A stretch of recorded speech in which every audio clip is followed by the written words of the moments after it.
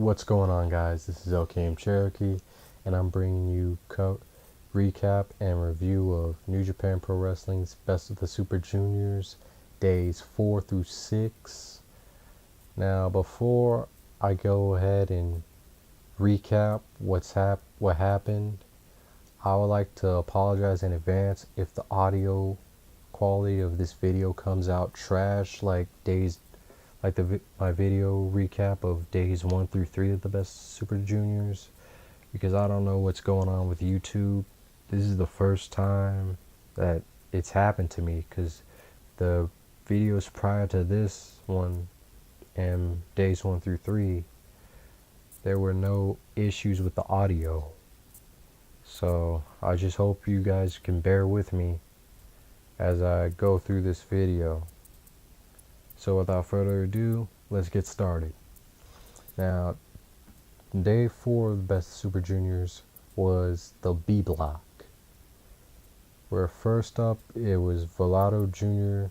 defeating Tiger Mask, which this is a good performance from Velato Jr. as usual. He's been putting it down, and Tiger Mask actually did pretty good in this one. He actually put some effort, because like the first 3 nights he wasn't putting a whole lot of effort into putting on a good match. He was just going through the motions, etc. But you actually got a little bit of excitement from Tiger Mask. It's good to see.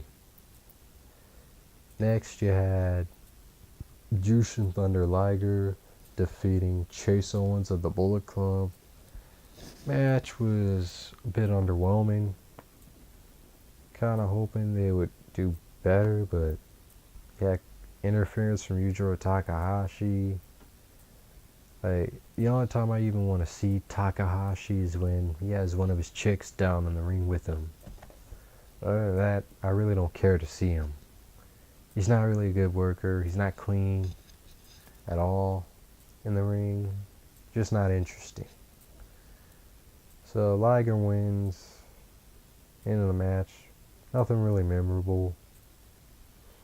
Then you get Ricochet defeating Bobby Fish.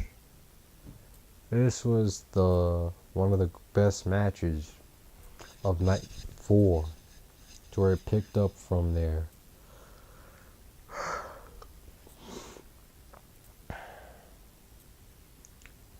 You have Fish working great, and yeah, Ricochet doing his thing, shining well. I like to see these guys get more matches together, whether it be in New Japan, ROH, wherever. I just wish this match had a little bit more time, to where if you gave this match a little bit more time, I would have given it 4 stars, you know. But it was good for what it was. Happy with the result. I would have been happy either way with whoever won, because both guys are awesome in the ring. And then you had Beretta defeating Will Ospreay. This was the best match of night 4. And I was kind of getting concerned at this point when I was watching, where I was thinking, wait, they're not going to have, I guess they don't want Will Ospreay to win the tournament. That was my guess, judging by the way they were having him job out to guys like Chase Owens, which didn't make any sense at all. It's like Beretta, it's like, I guess they want, okay, I guess that's alright. But I was hoping for Ospreay to get the win, but they eventually have him win matches later down the road. So overall, with night 4, with the matches they got, give it a solid 7 out of 10. It was a good showing. To where I guess if you included the filler matches, who knows what it would have been rated, depending on how good the filler matches were. But we got these 4 matches, and they were all tournament matches, so New Japan just didn't want to I guess they didn't want to, like, kill everyone, like, make everyone's fans' brains explode, having to watch, like, hours and hours, like 2.5 to 3 hour shows for each night. So it worked, I guess. So it's fine with me. So now we're on to night 5. And you have Matt Sydal defeating Gato. A little disappointed. They're gonna have a good match. I mean, the match was okay, but I'm not sure what happened. I guess they're not used to working with each other. I don't know what's the case. So I guess if they get another match, hopefully they could do a much better job. Because Gato doing his usual thing, working a guy over on the outside, hitting him with the hammer that the timekeeper uses to ring the bell. He would just beat the shit out of Sydal with it. Sydal working over Gato's legs, and then he ends up with the shooting star press for the 3 count. So yeah, Sydal wins. So it's nice to see Sydal get a win finally. Then you get Kyle O'Reilly defeating Bushi. This was a solid match. It was like their first time ever, I believe. I could be wrong, as they might have had a match before that I might not be aware of. But if not, this for a first time meeting, this is a good match. I like to see more matches between O'Reilly and Bushi. I think if they let them go further, they could have like 4-star matches in the future. So that's something I look forward to. Then you get the best match of night 5. This is the A block, by the way. You get Kushida defeating David Finlay. David Finlay, like, no matter what, he's continuing to put on solid performances in this tournament. He's really proven himself.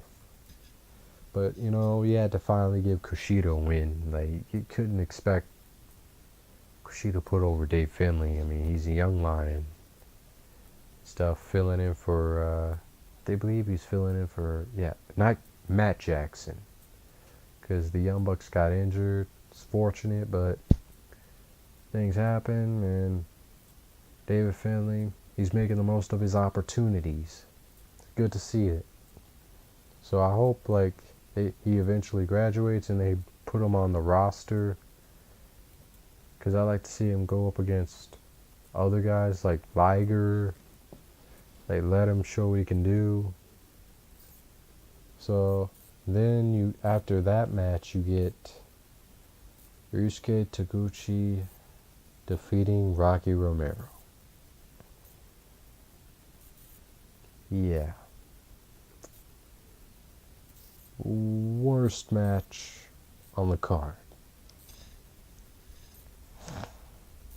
Yeah, it was a bit boring. Yeah, Taguchi with his usual bullshit of, oh, I'm gonna hit you with my ass. Which I will never understand how that is even painful. How could it even be painful? Just completely stupid. So far, night 5 is the worst show on the card. Like, in the entire tournament, night 5 was the worst. It was a 6.25 out of 10. There was just, like, some matches could have been better. These matches, like Matt Sydal and Gato, it could have been a better match. Thought Taguchi and Romero could have at least put on a 3-star match, but you just got two underwhelming matches, 2 solid matches. So moving on to night 6, where you got a full show. Although one thing I gotta find, which is the B block. By the way, B block for night 6. One thing I found weird was that it had full production value, but unlike the nights 2 through 5, but you couldn't hear the commentary team at all. They just basically muted them, which I'm wondering, why do they even have the commentary team out if you weren't even going to put any commentary into the show, into the night 6. That's something that's puzzling me. But yeah, so the to where it was like a full show, by the way. So the first match is kind of a filler match where it was Yoshihashi and Rocky Romero of Chaos defeating Unbreakable Michael Elgin and Matt Sydal. Not a bad match to start the show. These guys went at it to where I wish they could have gotten more time. You'd let Sydal show more, as well as Romero and Hashi, like everybody getting equal shine. Elgin got a little bit more shine than Sydal, but still a solid match. You have, so next you got, I believe it, yeah, 10-man tag. Yuji Nagata, Hiroyoshi Tenzan, Manabu Nakanishi, David Finlay, and Kyle O'Reilly defeating Katsuyori Shibata, Kushida, Juice Robinson, Ryusuke Taguchi, and Jay White. This one, just as good as the first match, to where both were good, to where it was not bad. It was pretty good for a 10-man tag match, which those are hard to even make good because you got so many guys in there, and this match had a 20-minute time limit, and there's really not a whole lot you can do with the time limit at that.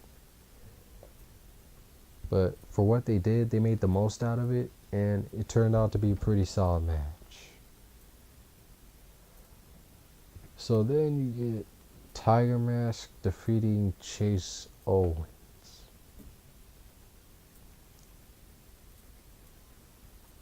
This match, is okay. Just not all that great. Tiger Mask going back to going through the motions, as usual. Chase Owens, part of that was Tiger Mask, but then another part is you had Yujiro Takahashi constantly interfering.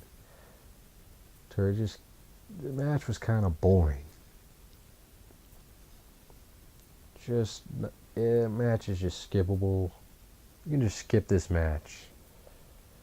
So next up, the show picks up. You get Bobby Fish defeating Beretta, where these guys had a really good match. Like, these guys had chemistry, which they've been having chemistry, because I'm pretty sure there's some Red Dragon matches and Roppongi Vice matches you could see, like in New Japan, ROH. Like, these guys work well together. If they gotten a little bit more time, it would have been a 4-star, but instead you get to 3.75. Still a really good match, though. It's like at the top 3 matches of this show. Afterwards, you go downhill with Kenny Omega, Bad Luck Fale, and Yujiro Takahashi defeating Satoshi Kojima, Yoshitatsu, and Captain New Japan.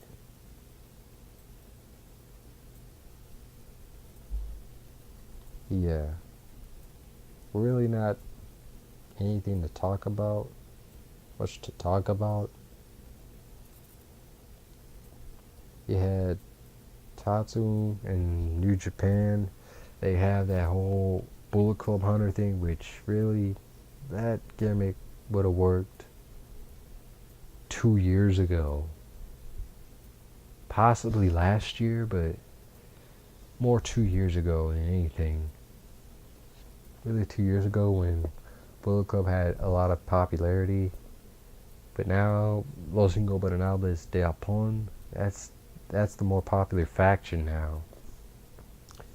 I mean, it's still kind of fun. I still kind of chuckle a little bit where you have Yoshitatsu kind of trolling, where his gimmick is actually like him kind of mocking Triple H or spitting modern shit. It's nice, but it's dated.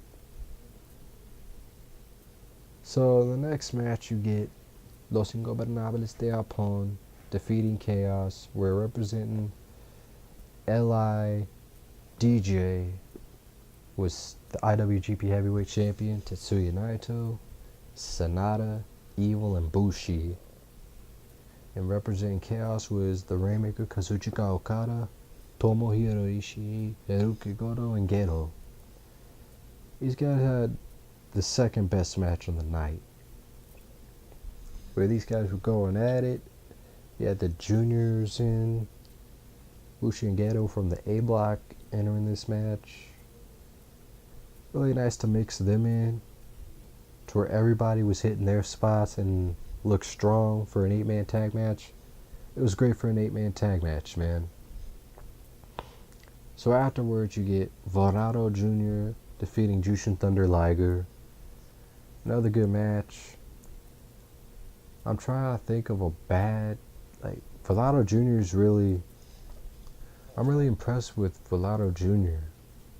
And Liger, he's Liger, man. I mean, he doesn't have the athleticism that he once had, but he can still go in the ring and get it done. So this match was good. Given a little bit more time, who knows? They could have had another 4-star match to go with Los Ingobernables de Japón and Chaos, and then the main event, which we're about to get into right now. The main event of Night 6, B Block tournament match. Will Ospreay defeating Ricochet. This match was a bit controversial, where you had guys like Vader on Twitter, which he went by a GIF that he saw, which he didn't watch that match at the time, saying that these guys are ruining wrestling. Really, dude? Really, Vader? Ricochet and Will Ospreay, it saddens me with the direction wrestling's headed in it. You're saying they're the problem with wrestling when you have guys like John Cena and Roman Reigns burying young talent in the WWE, not selling anything. They don't know a thing about psychology. When the whole story of Will Ospreay and Ricochet, there actually was a story. It's just them trying to prove who's the better high flyer. Could they have sold a bit better? Yeah. They could have did a bit selling, slow the pace down a bit, kind of like Bruce said on his video on BlissSportsNetwork.com. But it was still a really fun match. This is a really good match to check out. And this match, it's pretty popular because it got on a front page of Yahoo at one point. And New Japan ended up capitalizing on that, and they put it free on New Japan World to try to draw in some more fans, which is a smart move by New Japan. Try to capitalize on that. Ospreay defeating Kushida. That opening sequence was awesome. If you're a fan, if you came up through the 90s with the WCW cruiserweights and you as well as ECW with RVD Jerry Lynn, there's no way you can say Ospreay and Ricochet was garbage. You gotta be out of your mind to say that match was trash. That was the best match. If they did have a little bit improved, tighten up the psychology a little bit, improve it a little bit more, and they were given a tad bit more time, would have been a 5-star match. But overall, this is really good. So I have to give this show Night 6 7 out of 10. So let's see. With that, the overall rating.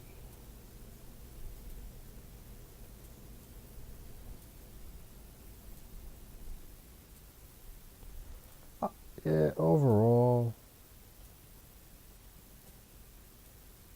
I'd say either 6.75 or a 7 out of 10. 6.75 out of 10. To where Night 5 was really lackluster. 4 could have been better. But overall, it's pretty good. It's a pretty good tournament so far. Night 1 was definitively the best one that I've seen so far. So that has been your recap and review for days 4 through 6 of Best of the Super Juniors.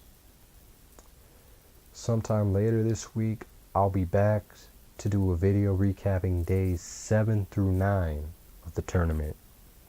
Hopefully the audio quality isn't trash there, and YouTube fixes this. I don't encounter this problem on YouTube. And so far I'm really liking it. I'm enjoying this tournament, man. And right now I'm almost finished. Yeah, I'm about close to finish with night 7, so a little over halfway there. Just gotta finish night 7 and then go through night 8 and 9. So I'll try to get the days 7 through 9 by Saturday. Try to do it by either Friday or Saturday. I'll try to do it there. Get it done by then. No guarantees. At the latest, it'll be either next Sunday or Monday. So if you enjoyed this video, be sure to hit the like and subscribe button. And I will catch everybody else later.